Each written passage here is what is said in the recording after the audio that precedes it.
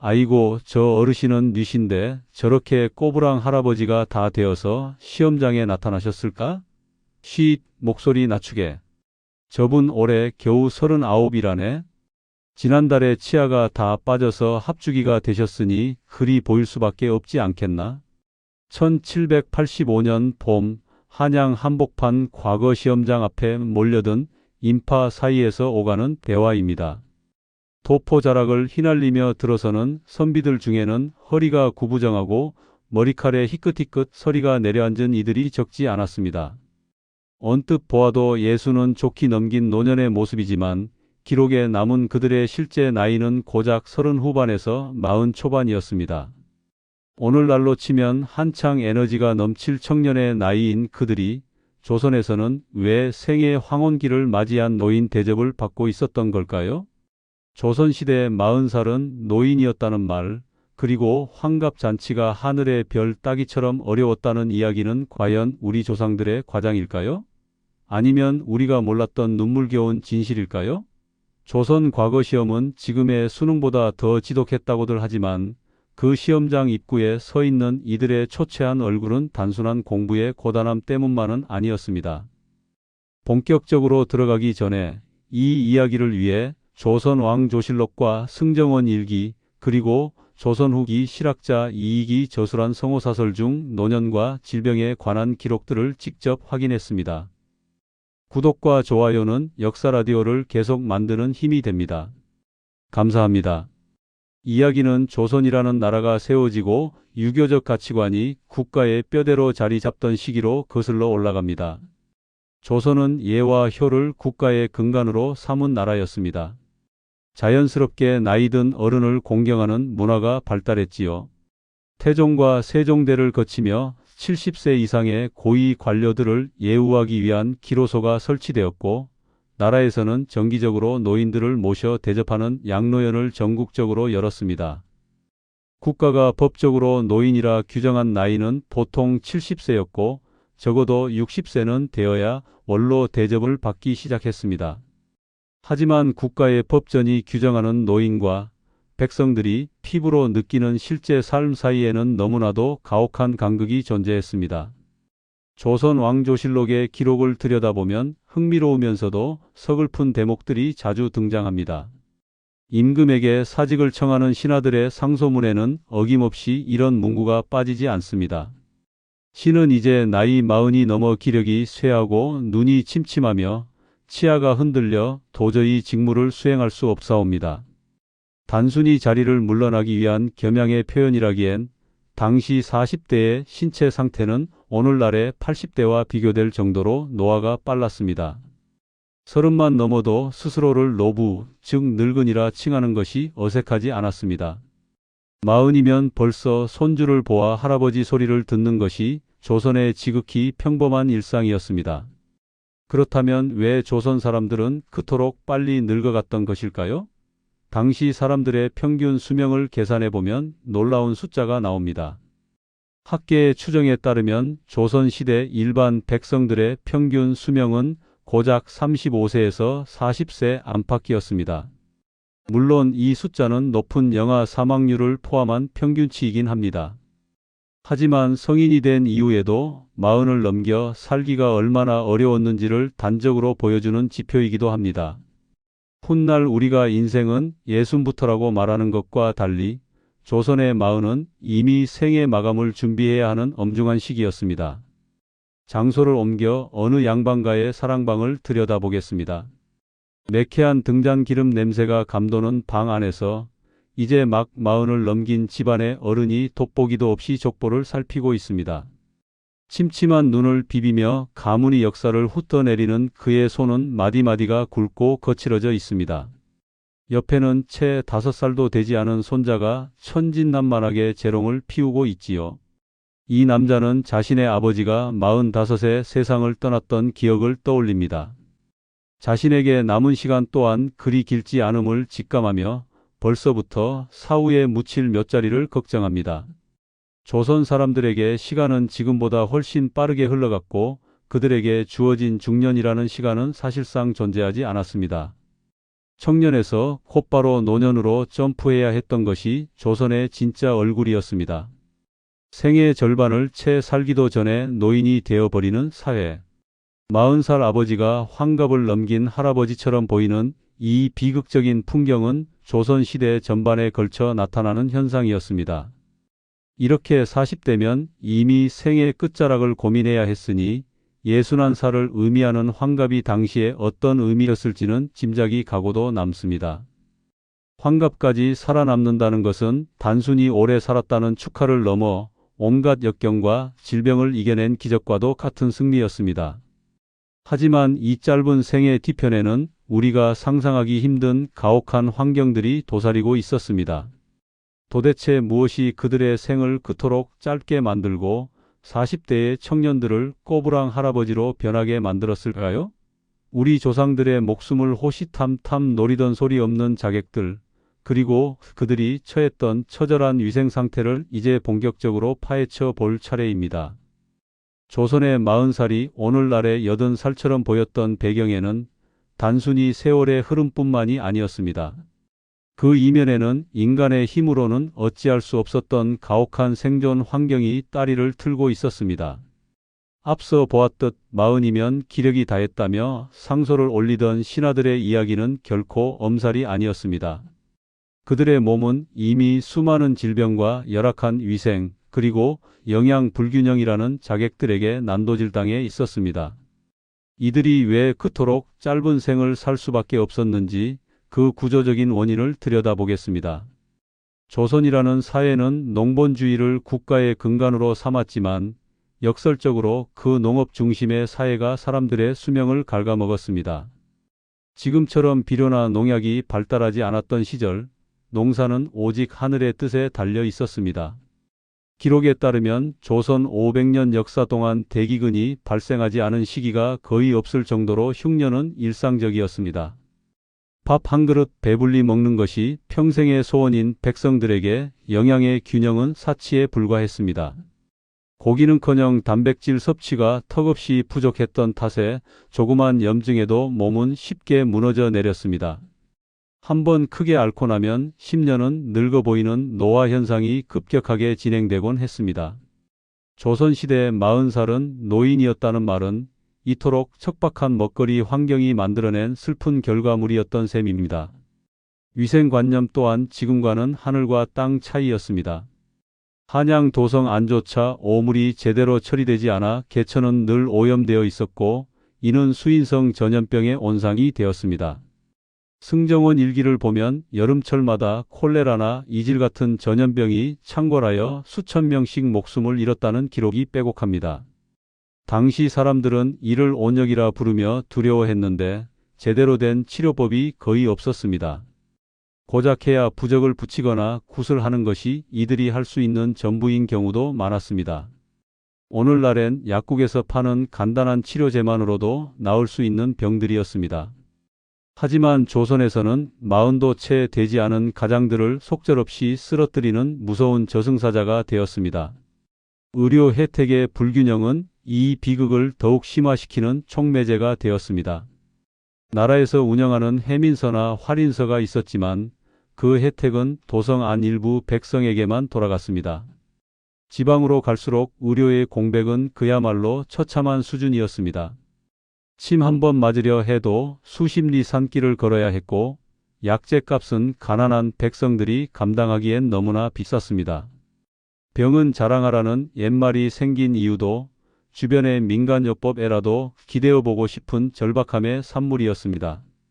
결국 30대에 이미 만성 질환을 한두 개씩 달고 살아야 했던 조선 사람들에게 장수는 하늘이 내린 기적이었습니다.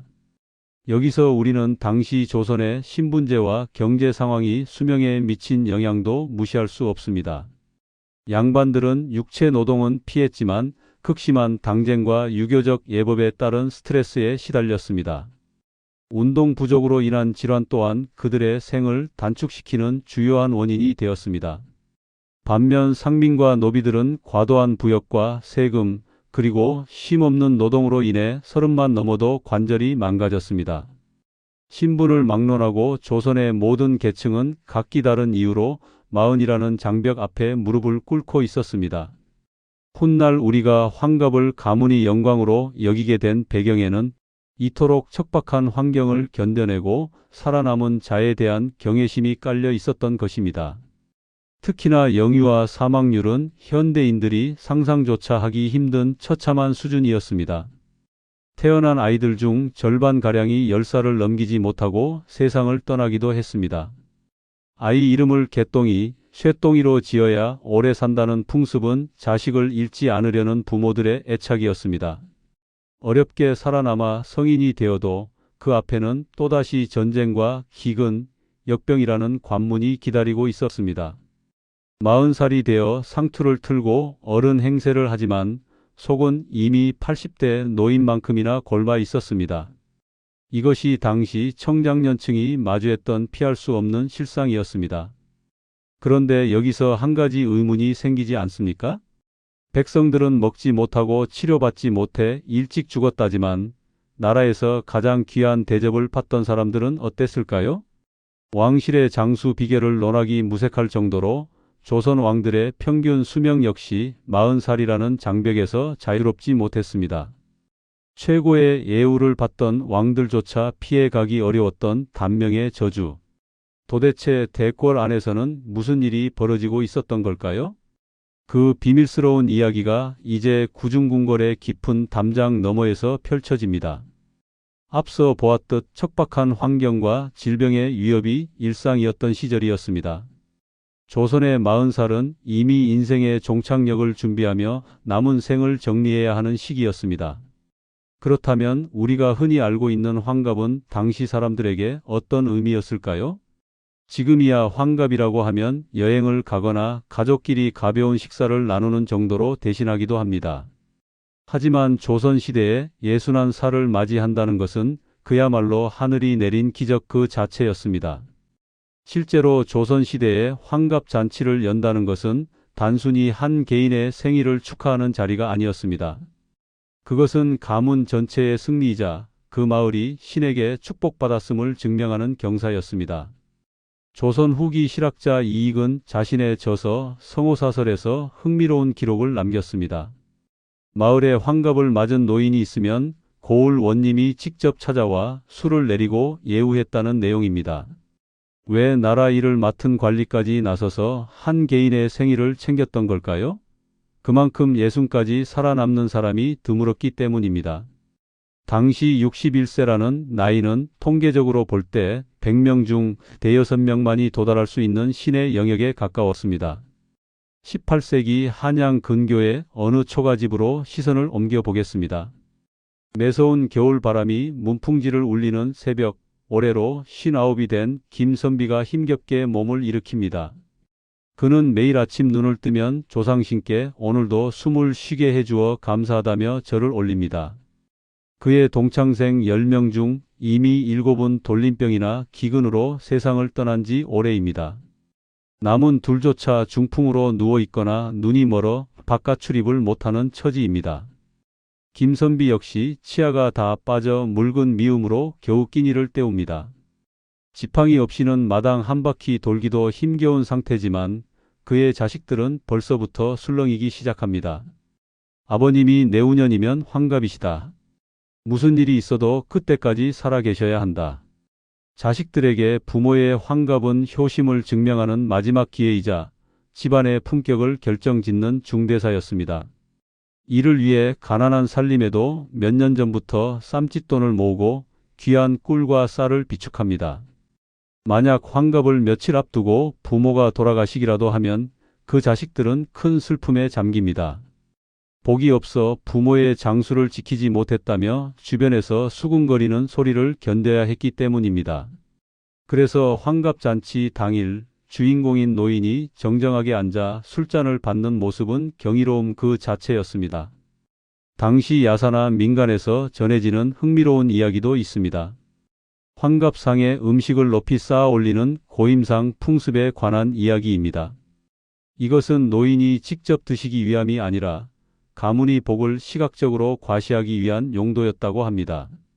심지어 너무나 귀한 잔치였기에 평소 구경도 못하던 음식을 과하게 드시다 탈이 나는 경우도 있었습니다.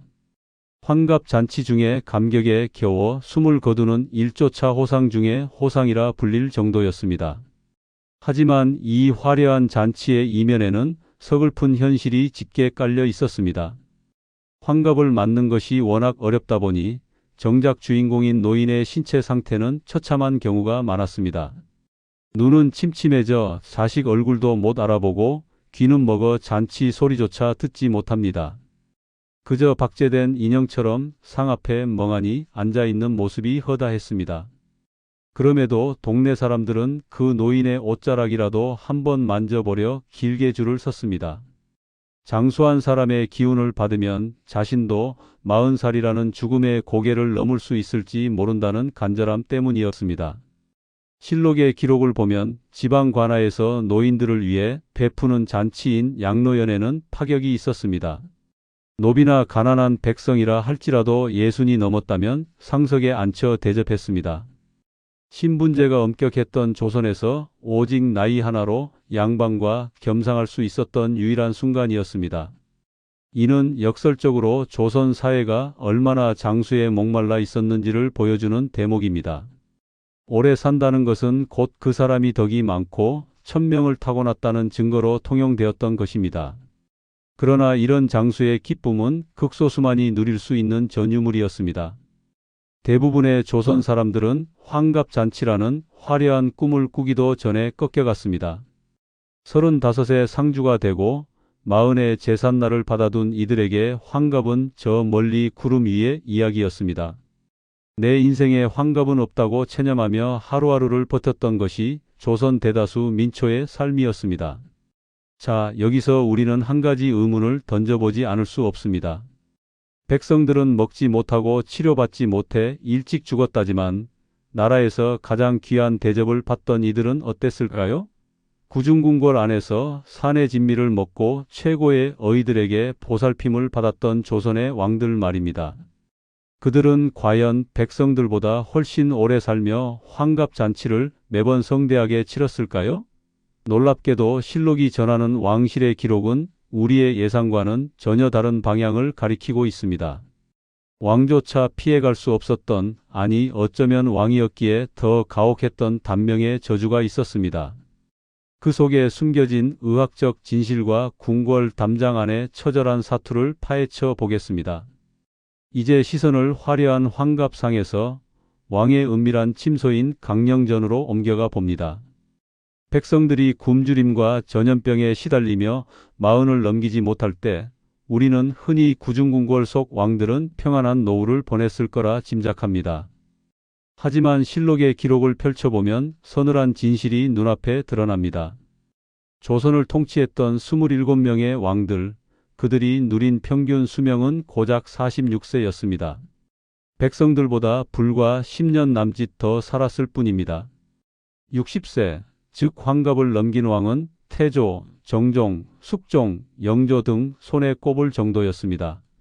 세종이나 성종 같은 성군들조차 40을 간 넘기거나 50을 채우지 못하고 승하했습니다.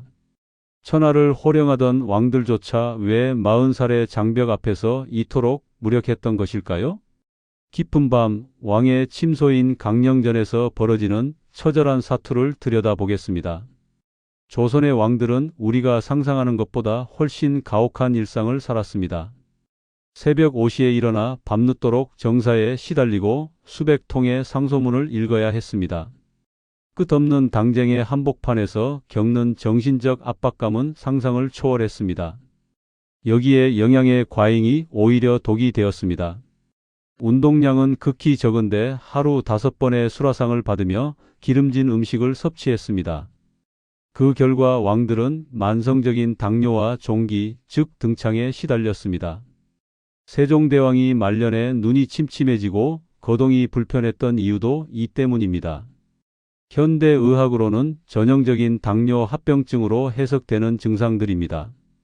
최고의 어이들이 곁을 지키며 산삼과 녹용 같은 귀한 약재를 올렸습니다.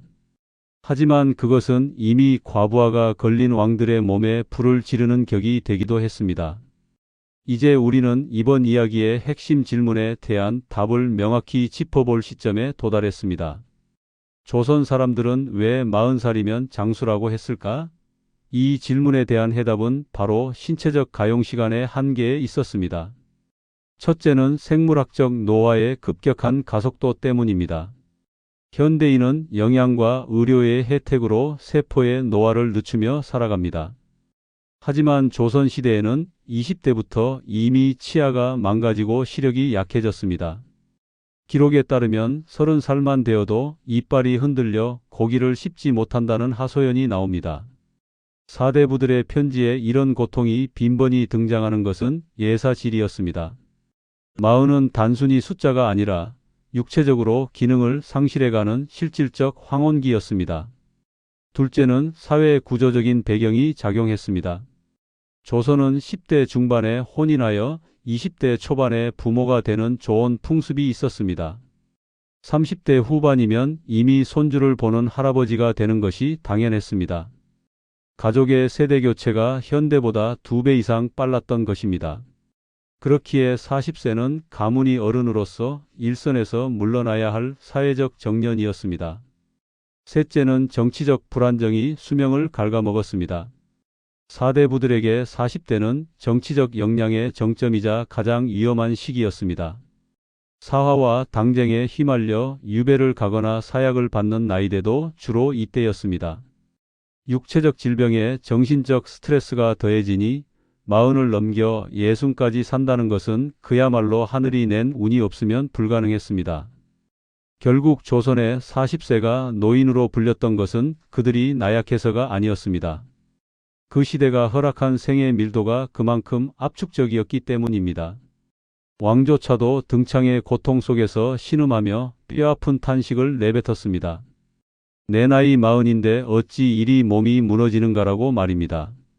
그들에게 장수는 평생의 꿈이자 기적이었고 그 기적을 이뤄낸 소수에게는 국가가 부여하는 특별한 훈장이 기다리고 있었습니다.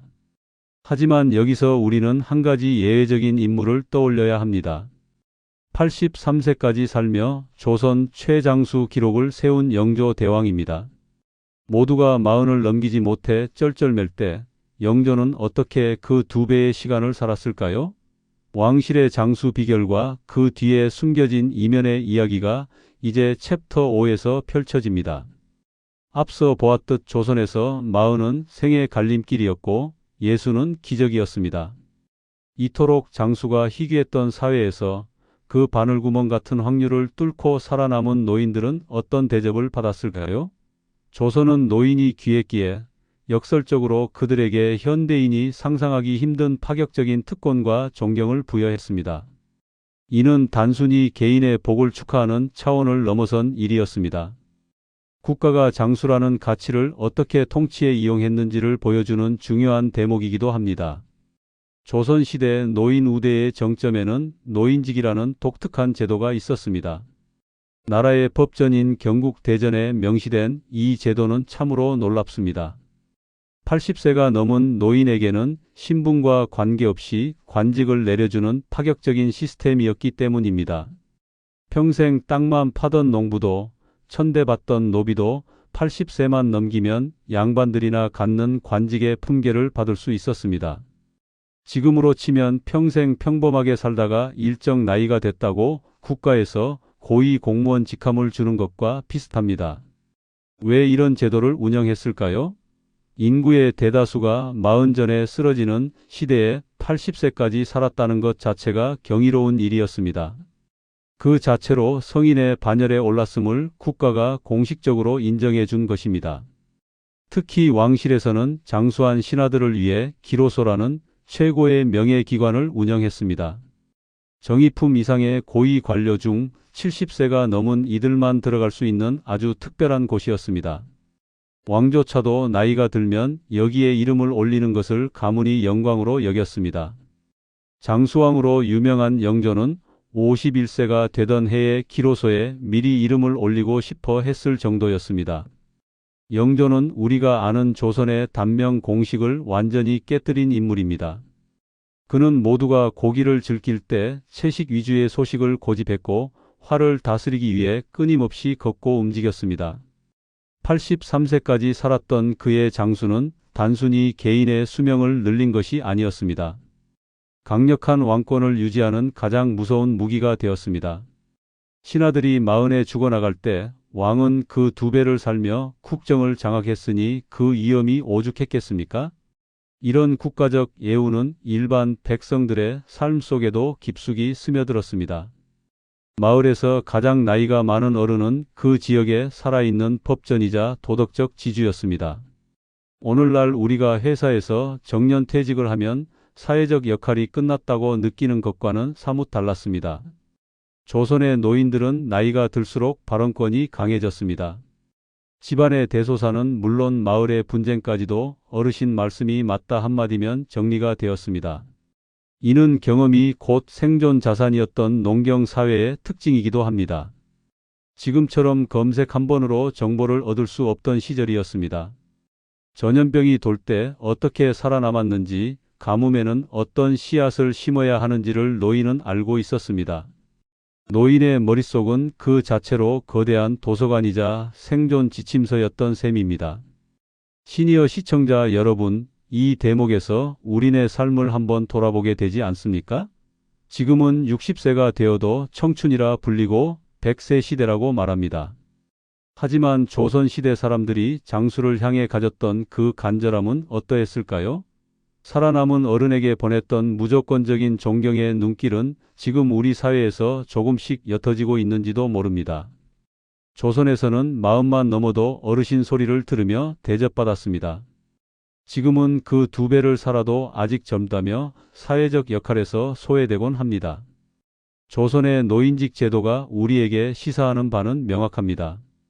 인간의 존엄은 생산성이 아니라 그가 견뎌온 시간의 깊이에서 나온다는 사실입니다. 물론 이런 노인 우대 문화가 늘 아름답기만 했던 것은 아닙니다.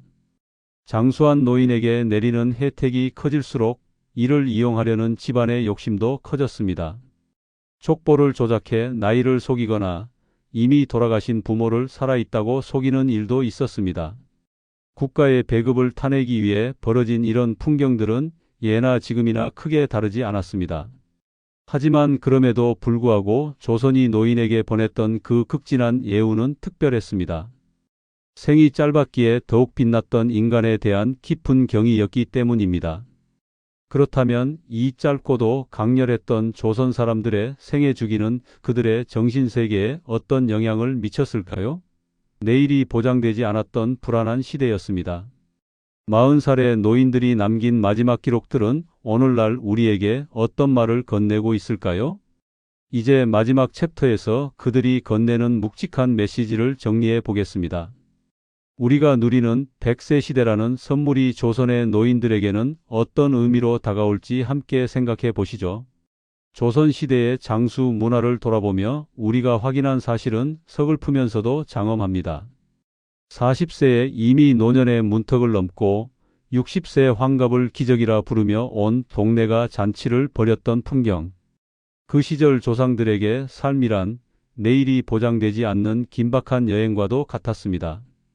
시간이 흐르고 근대화의 물결이 밀려오며 위생이 개선되고 의학이 비약적으로 발달하자 우리가 그토록 두려워했던 40살의 장벽은 어느덧 역사 속으로 사라졌습니다.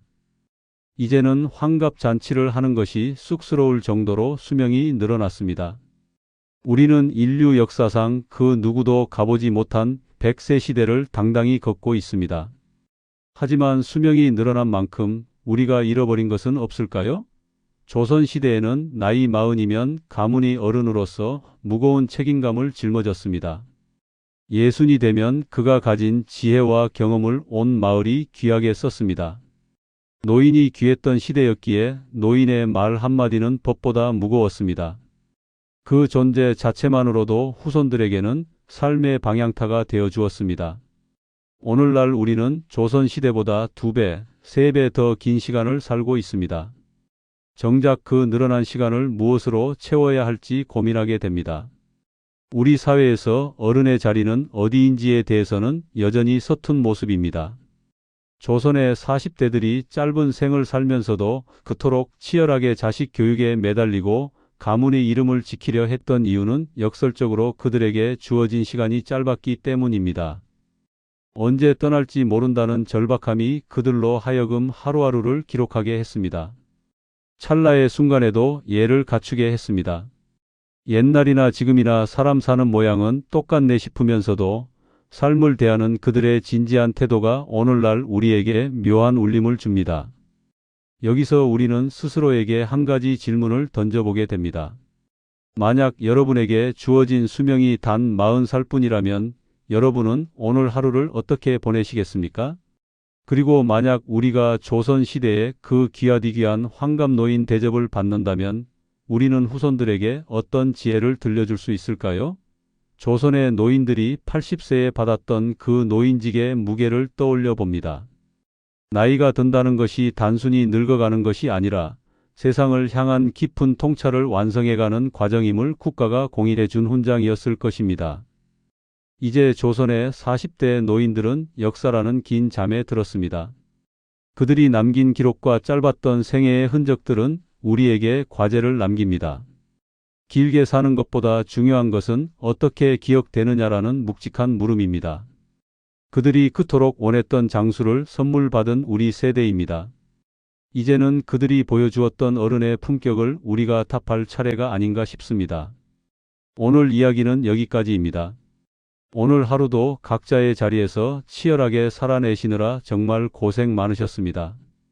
여러분들의 고된 하루에 역사 라디오가 작은 휴식처가 되었기를 진심으로 바랍니다. 영상이 재미있었다면 가까운 분께 공유 한 번만 해주셔도 큰 힘이 됩니다. 역사 라디오 채널에 들어오시면 다른 흥미로운 영상들이 여러분들을 기다리고 있습니다. 댓글로 여러분들의 생각을 들려주세요. 구독과 좋아요 감사합니다.